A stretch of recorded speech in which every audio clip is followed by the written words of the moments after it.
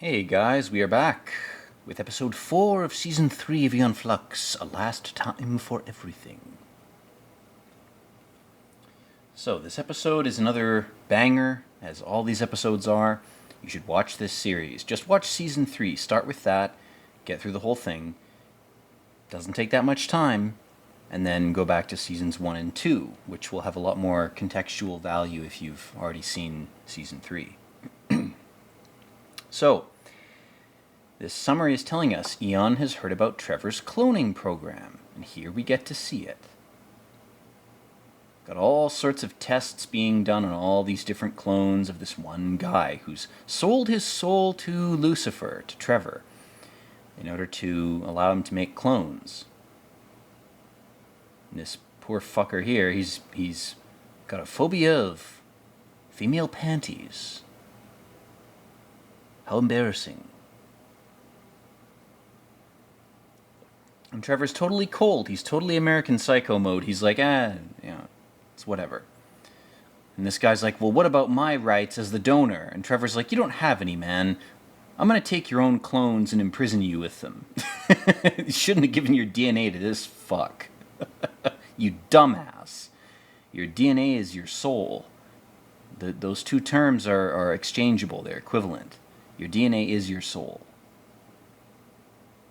I think that's true. I think that's a real statement. And then we cut to Aeon and her creepy red-clad Soviet spy double agent friend, who has hands for feet. And it's because they got lasered off. So she had to return to Monkey. She had to get hands sewn onto her feet, or she elected to do that when her feet got blown off, doing some creepy op. So she's been devolved in order to continue her fight against the anti-human machine. Again, there's so much going on in terms of the visuals and the commentary. The philosophical implications of that are fucking...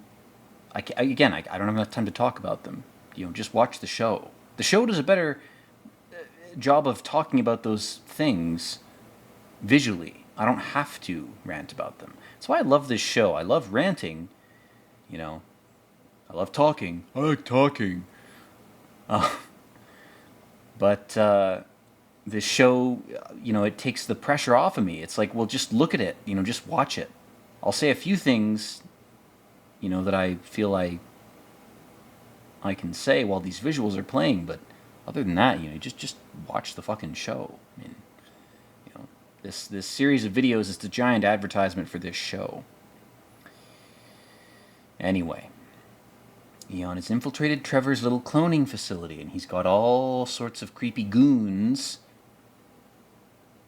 messing with Aeon's little buddy, little double agent friend.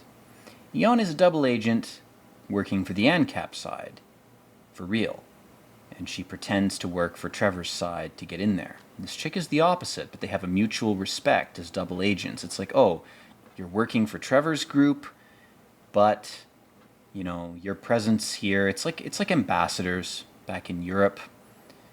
It's a really cool thing if you look up the history of ambassadors. It came about in the 1300s or 1400s, and it was a way of preventing all-out war in Europe, was to allow information to flow between countries, even in a creepy, clandestine way, because letting the information flow, it's like a pressure valve. Instead of civil war or open war, if we just fucking talk to each other, if we're just honest, maybe we don't have to fight a huge war. That's why Aeon is sympathetic to this character. And then Trevor now is doing this very fucking creepy thing.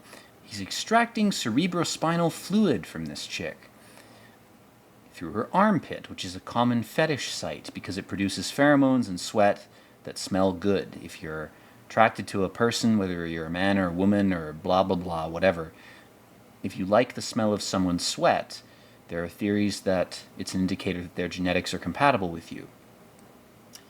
So the armpit then becomes an erogenous zone. It becomes a vagina. It becomes a sweaty, pubic kind of area. I'm not an armpit fetishist personally, but I get it.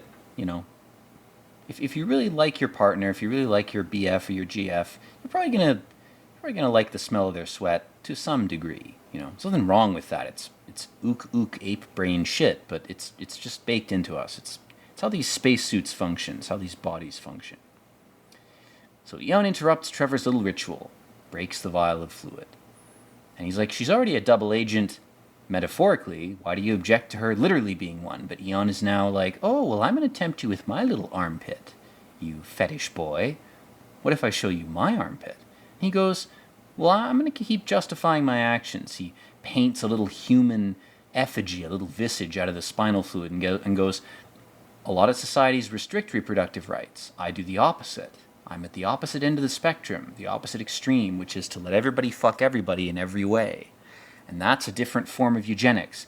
The old form of eugenics is restricting reproduction to families. It's culling people who are LGBTQ, whatever, to try to purge them from the gene pool. Trevor has this creepy opposite to that, where he goes, what if we just let everybody fuck everybody? And the good people will rise to the top. That's more like nature than the Nazi model of eugenics, which is a very human-mediated, artificial model, where we artificially restrict reproduction. He's not taking the red pill, he's taking the crimson pill. He's fucking galactic. This guy's like, he's Anunnaki.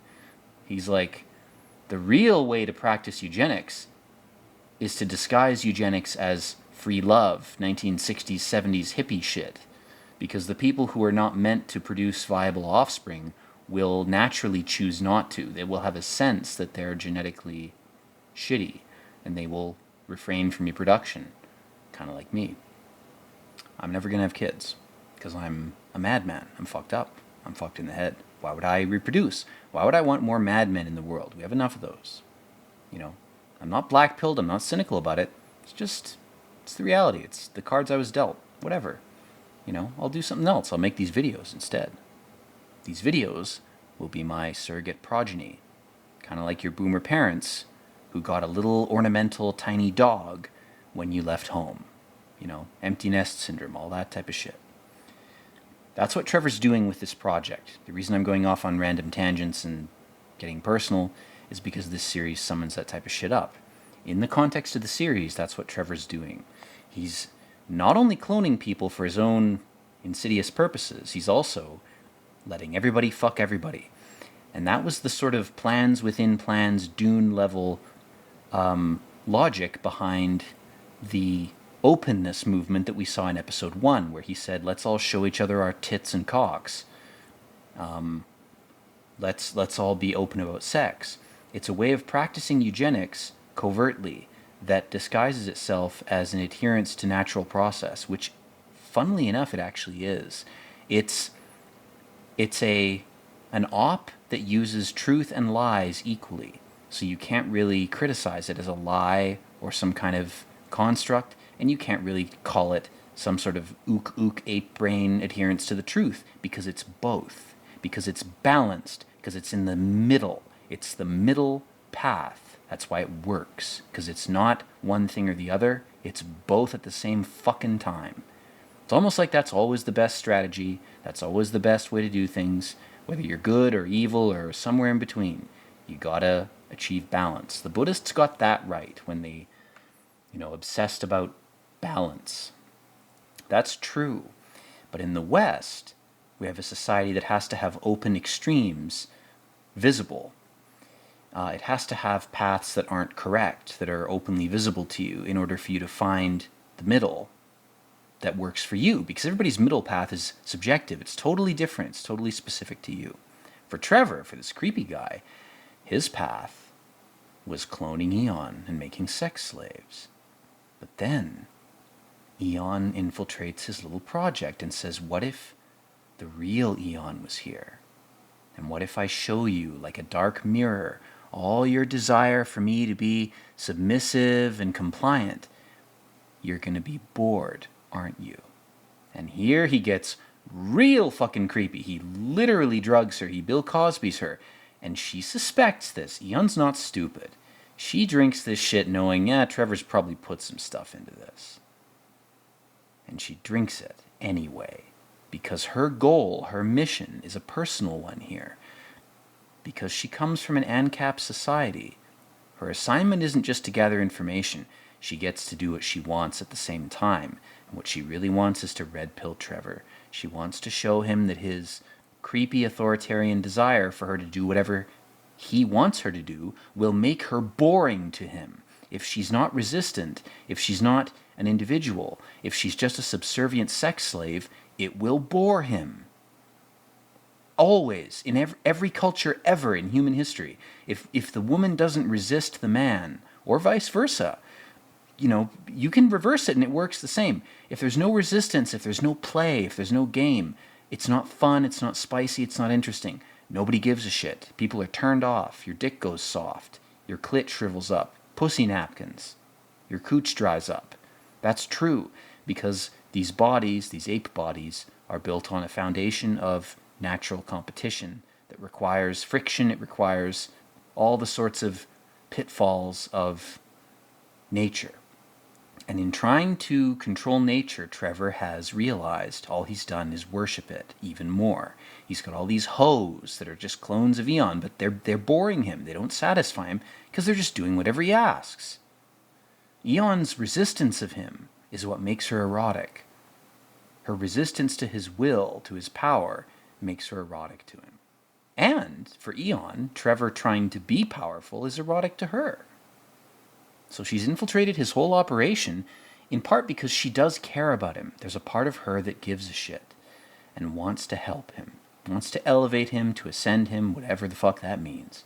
In this series, who the fuck knows what it means? But he's got his nicotine anti-parasite gun. He points it at her. She walks in. He's ashamed. He's like, yeah, I cloned you. I had surrogate partners that were meant to represent you. Because I really just want you. I want one woman. There's one woman that's right for me, and it's you. She crawls towards him. She's trolling him. She's making fun of his desire to control her. And then she takes the gun, and he lets her do it. And he twists his face in a creepy, grotesque German artist kind of way. And he goes, I wouldn't want you unless you had some power over me. I need you to come across as competent. Men evaluate female competence in a different way, but in the same level of intensity that women will evaluate male competence. It's a sexual reproduction thing, it's psychological, it's ape brain, that type of shit. A woman will evaluate a man's competency by testing how he responds to failure and challenge. A man will evaluate a woman by how she can project power in the right contexts and the right ways to him. How much is this chick going to resist me? She's going to play with me a little bit. She's going to have a little bit of fun with me. She's going to criticize me probably in ways I need to be criticized, but she's going to cloak it in a performance that's satisfying to me. She's going to help me to edge to her own power. And now they're steeped in wine, they're in this palace, and they've both got this delusion. They're both like, can we just be a couple? Can we just be together? Can everything just be okay? Can everything be stable and balanced? God, he touches her face, her hair in the wind. And she goes, if I stay here with you, I won't be a secret agent. And he says, if you're lying to me or you're telling the truth, I don't care. This performance was so good, I'll throw out your genetic sample. I'll stop cloning you.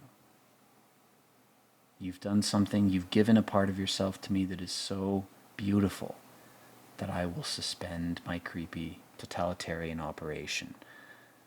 But Aeon's life keeps coming back. And she sees Aeon's hands. She's just sleeping in the opposite way because she was 69ing Trevor. That's the implication. And then they fell asleep. And she goes, oh, you've cloned me, you sick fuck. You were trying to fuck my clone. And Aeon goes, no, bitch. You were just 69ing. And then she goes, oh, God, I'm even more disgusted. You've defected from this epic spy program to have a normal, consensual partnership with this guy and have a normal life. Oh, we can't let that happen. The Russian spy can't let an American spy, and also who's also a double agent, who's just as guilty as her. Oh, we can't let her have a normal life. I have to fuck with her. What a cunt. And she writes a message, slides it into Trevor's little cigarette gun. And then we have a scene in the garden. Ah, the Garden of Eden. Red roses and a red Soviet agent. And the clone of Aeon, who switched places, comes and says, what the fuck's going on with this operation? You know, something's gone wrong. I'm here to check in.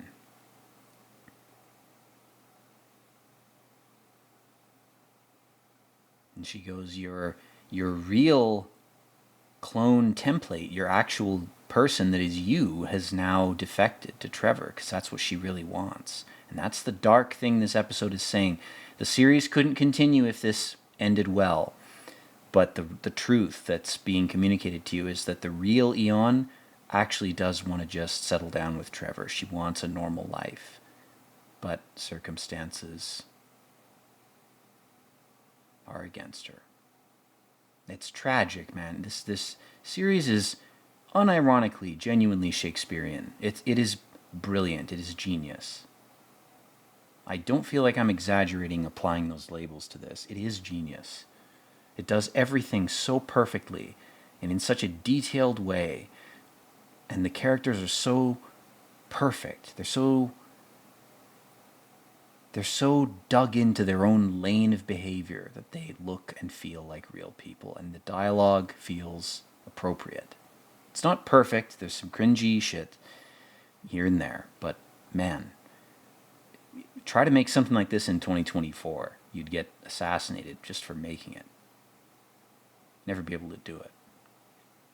Unless you did it totally independently with a group of dedicated followers who supported your project. Maybe then you could pull it off. I don't know. Maybe it's always been like that. Probably has. Very few things get made by big groups and big industries that have any merit. It's very rare. That's why it's so astonishing when something like True Detective or Deadwood or The Sopranos or The Wire gets made, because so many people were involved. It's like, wow, nobody fucked this up?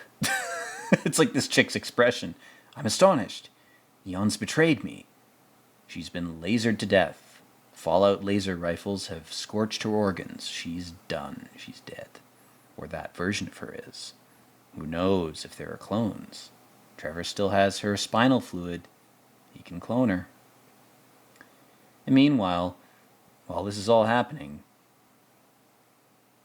Trevor's like, stop fucking trying to kill Aeon. We're trying to be a real couple. Sorry, sir, we're dumbasses. And he goes, just get the fuck out of here and let the scene continue. And she goes, if they attacked me, it means you've ordered them to kill my clone. And he goes, well, yeah, you know.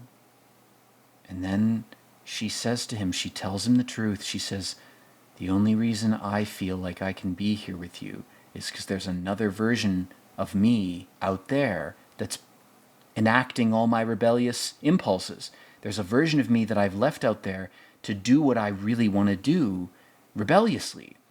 And that's why I can also exercise the other side of my mind and my personality that wants to just be with you and be your lover and your partner and build a society with you and have children with you. I need a rebellious part of me that can exist in a different context.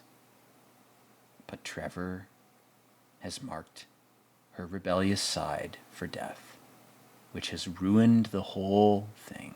Again, Trevor's stubbornness, his effort to maintain his little totalitarian cult, has destroyed the woman he loves.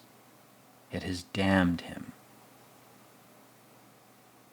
And the real Aeon is the one in the sweater, with her hair down. She's talking to her clone, to her mirror image, her mirror self, her Jungian shadow. And she goes, I want to stay here. This isn't a bit, this isn't an op. I'm being honest. That's the danger in this series, man. The poison of honesty infects all of the ops based on lies. It's like an acidic alien viper blood thing. It burns the lies away, and it's horrifying when you see the truth. The truth is horrifying. It's demoralizing in some cases. If your whole society and your worldview is based on lies and someone tells you the truth, it's like being mentally raped. It's crazy. Aeon betrays her. She goes, I'm not fucking with you. This isn't part of the grift. It's not part of the op. I just want to be with him. I'm done being a spy. And her secret agent self is disgusted. You're so submissive. You've let your hair down.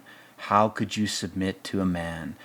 Why won't you just be a permanent, epic girl who's on her own? Oh, yeah, it's great to be a vampire slut spy, assassin for your entire life and never have kids. What a great option that is. These are the two extremes of the feminine mind. And Trevor, with his whole technocratic society, with all his goons, he's trying to control the situation.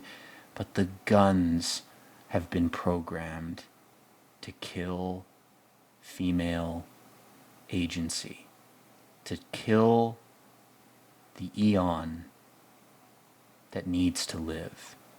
Trevor's own society is now destroying what he really wants. The guns are going to keep firing. It's not as if a totally, gynocentric society would be better than this. That's not what this is saying. It's not saying the extreme is true. Don't give in to that opinion. That is bullshit. That's a mind virus. That's rape. This is more nuanced. What it's saying is these characters made choices and they didn't foresee the ramifications because they couldn't, because they're human. And Trevor's guns, he can't reprogram them. And the Aeon, the real Aeon. This episode, we're seeing the real original Aeon being killed. The one that escapes is the clone. And the soldiers are like, should we kill her? And Trevor goes, no, let her go. And he's weeping. And she's gone in the sun. My God, man. Blade Runner can go fuck itself. This episode crushes my soul, man. If you give a shit about the themes that this has established, this is soul-crushing shit. This is real shit. It's good. It's just really good. Again, I warned you I would gush about this.